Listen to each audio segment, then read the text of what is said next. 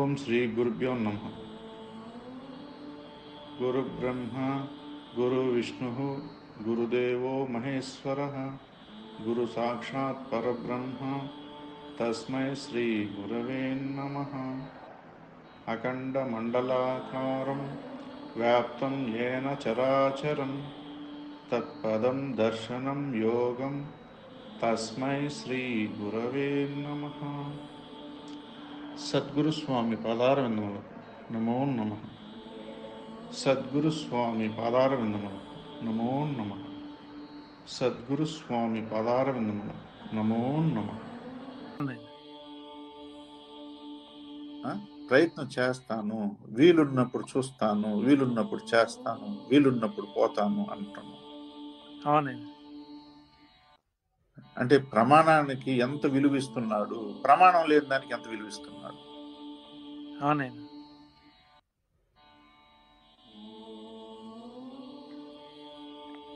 రేపు మనకు ఇవి తప్పుకోవాలంటే ఎట్లా జరుగుతుంది? జనన మరణాల నుంచి ఇప్పటికి ఇన్ని యుగాలుగా, ఇన్ని కోట్ల జన్మాలుగా ఎన్నిసార్లు మానవ జన్మను పోగొట్టుకొని మళ్ళీ మధ్యలో అనుభవించి మళ్ళీ క్రిమికీటకాలుగా, జంతువులుగా, పశువులుగా పుట్టి మళ్ళీ మానవ జన్మ వచ్చి ఎన్నిసార్లు వచ్చింది ఇప్పటికి? అవునండి. ఎన్ని సార్లు వచ్చి పోతా ఉందే మానవ జన్మ, మధ్యలో అవకాశం ఇస్తానే ఉన్నాడే. అవునండి. మళ్ళీ మారలేదని చెప్పే కదా మళ్ళీ మిగతా జన్మలకి పంపిస్తా ఉన్నాడు, అనుభవించే గాని తెలియదని. అవునండి. ఇప్పుడు ఆ మాదిరి ఎన్ని మానవ జన్మలు పోగొట్టుకొని ఎన్ని మళ్ళీ మిగతా జన్మాలు ఎత్తి అనుభవించి మళ్ళీ ఇప్పుడు మానవ జన్మకు వచ్చినాం. ఇప్పుడన్నా గమ్యం చేస్తాడో లేదు చూద్దామని అవకాశం ఇచ్చినాడు.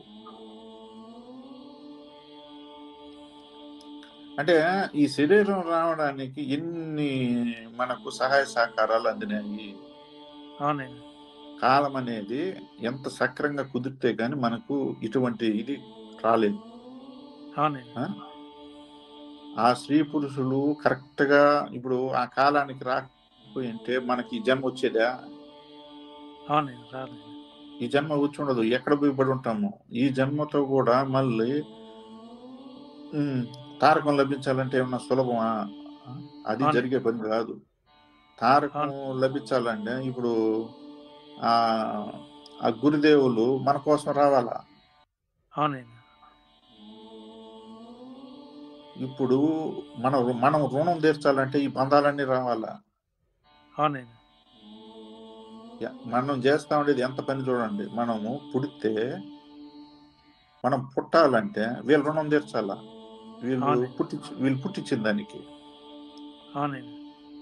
మళ్ళీ మన రుణం తీరాలంటే ఈ బంధాలన్నీ ఉండాలా? ఈ బంధాలు లేకపోతే ఎవరికి మనం ఏ అప్పు తీర్చేది? ఈ బంధాలన్నీ ఉంటేనే రుణం తీర్చాల.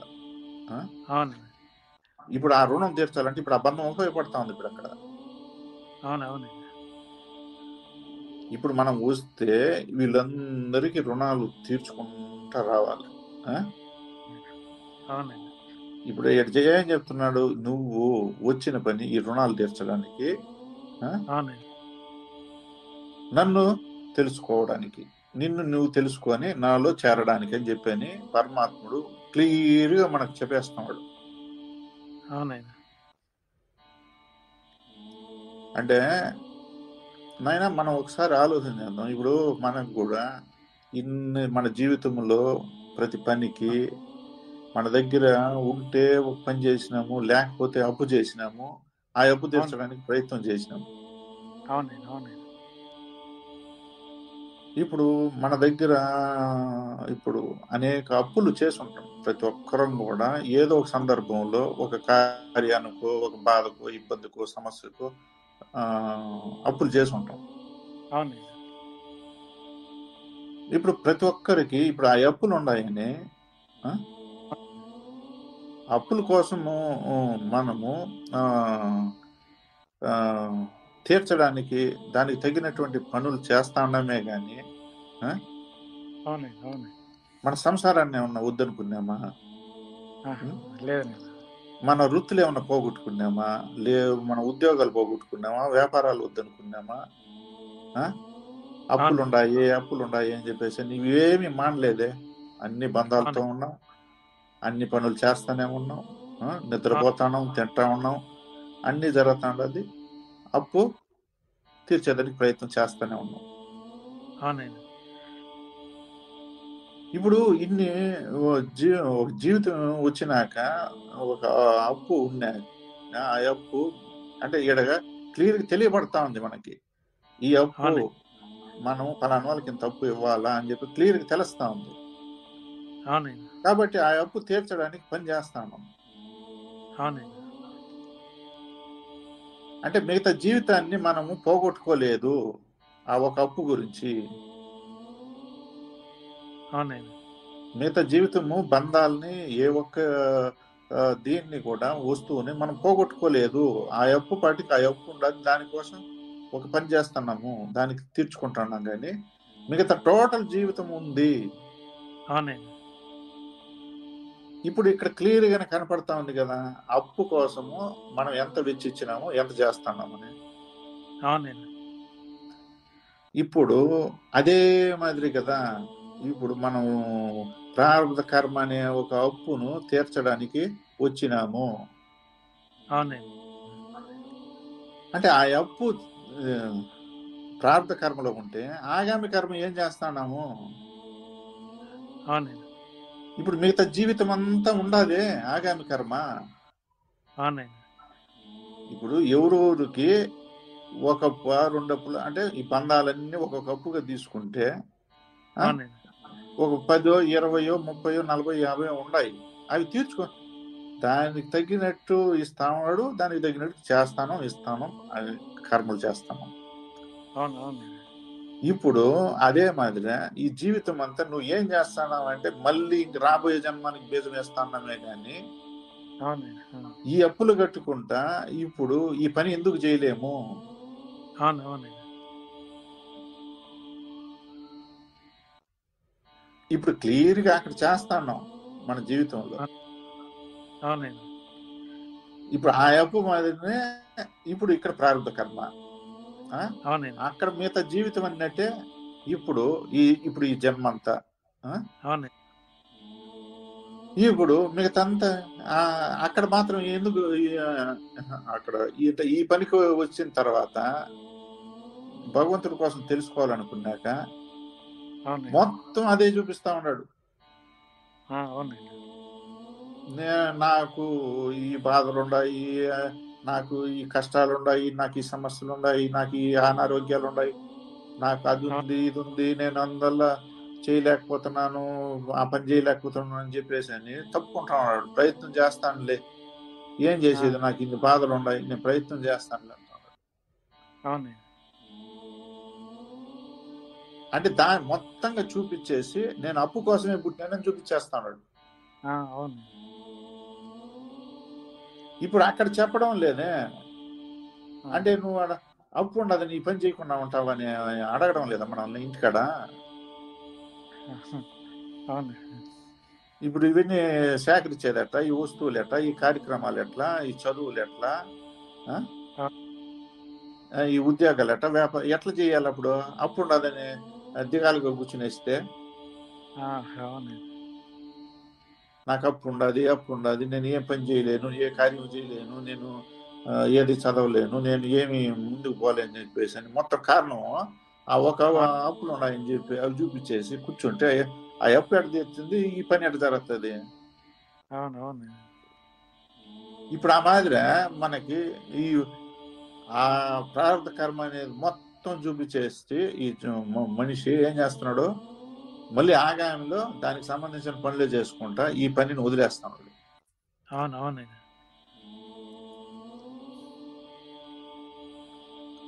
ఇంకా ఆ అప్పు తీరబోయేది లేదు, ఇక్కడ తీరబోయేది లేదు.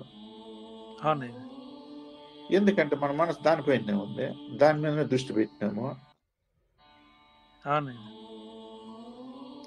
కాబట్టి అక్కడ క్లియర్ గా మనకు తెలుస్తానే ఉంది. ఇప్పుడు అవన్నీ ఉన్నా చేయగలము. అవునండి. మన జీవితం నేర్పిస్తా ఉంది. ఆ అప్పులు ఉన్నా మేము మిగతా జీవితం నడుపుతా ఉన్నాం. ఇప్పుడు అదే అవునండి. మాదిరి ప్రారంభ కర్మ ఉన్నా కూడా ఇప్పుడు ఈ సత్యం గురించి మనం పని చేయగలము. అవునండి. ఈ పని అనేది చేయగలము. చేయలేని ఎవ్వరు లేరు. చేసి నిరూపించినారు కదా. అవును. అవునండి. వాళ్ళు మానవులు కాదా? వాళ్ళు కూడా ఆ! మానవులే కదా. మానవ జన్మ ఎత్తే కదా చివరికి మాధవుడిగా మారినారు, దైవంగా అవునండి. మారినారు. అవునండి. అంటే వాళ్ళు చేయగలిగింది మనం ఎందుకు చేయలేము? అవునండి.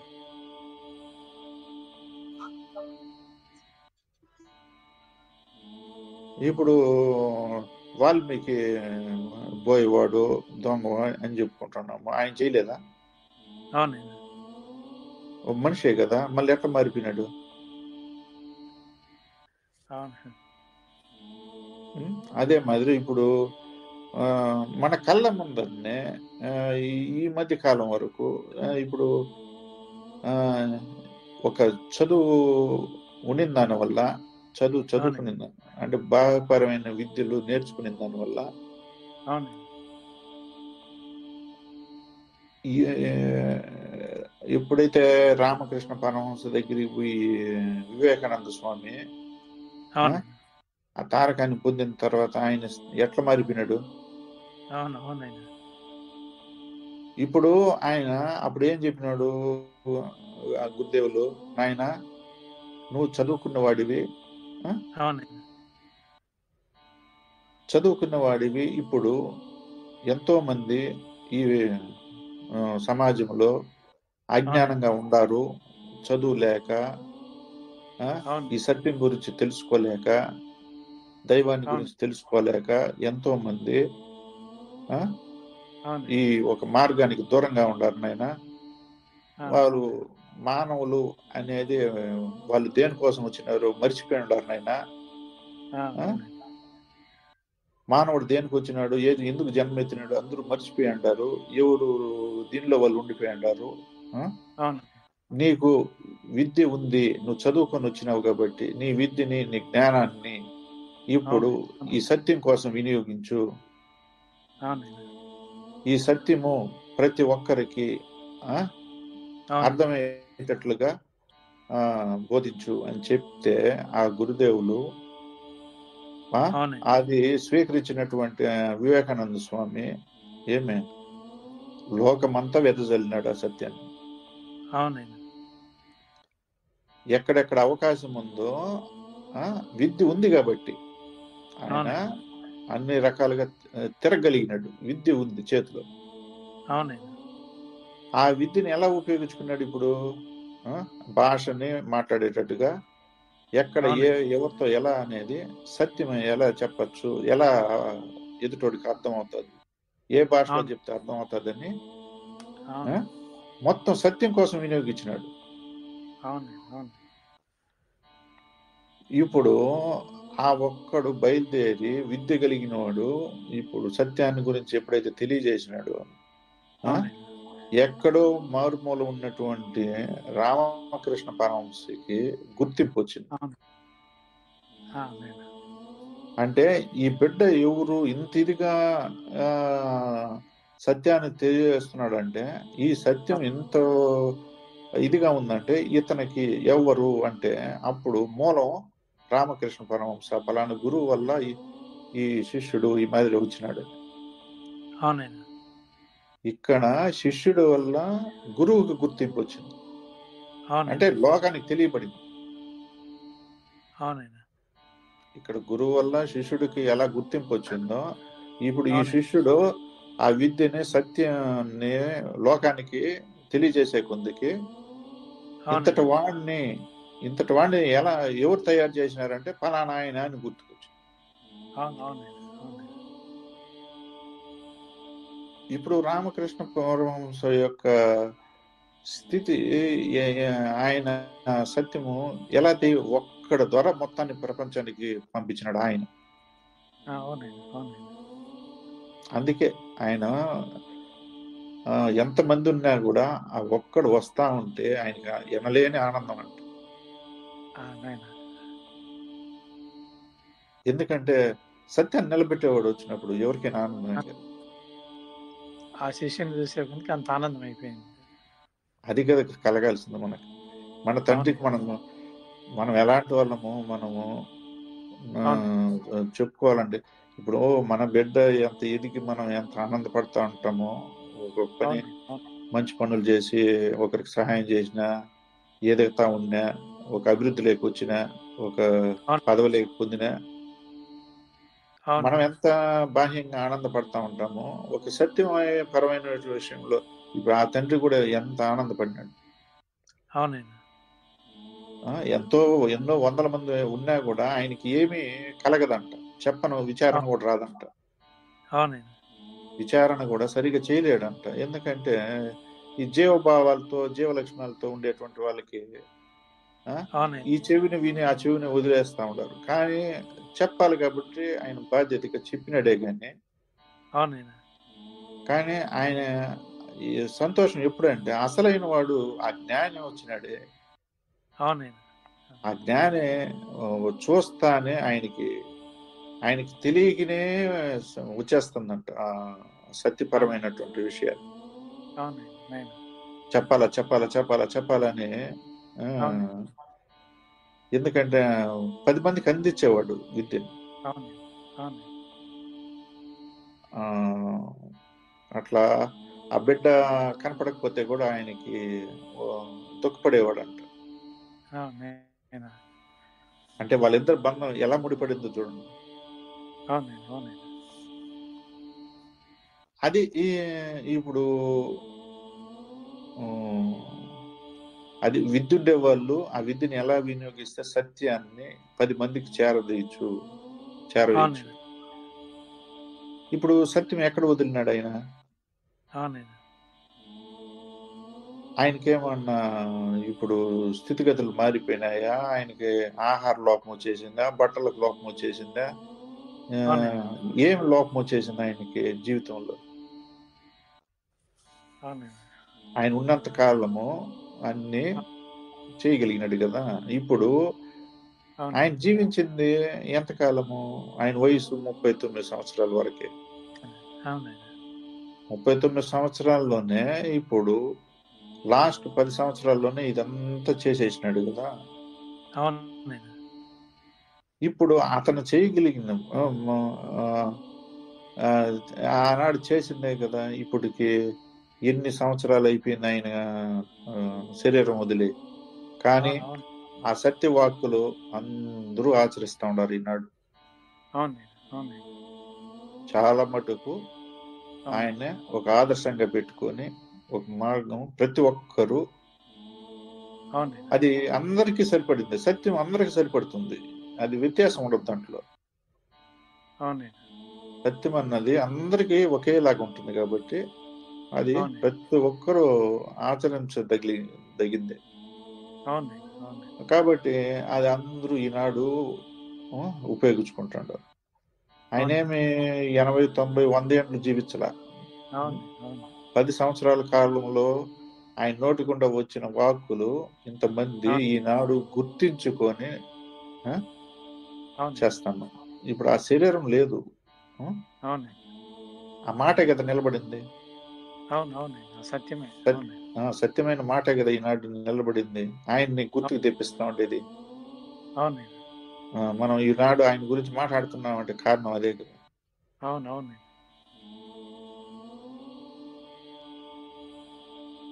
ఆ, అదే నాయన మనకు ఈ శరీరం ఎత్తిన దానికి మనం ఏం పని చేయాలా అన్నప్పుడు అవును. శరీరం ఇప్పుడు మనకు భగవంతుడు సత్యాన్ని అందించినాడు.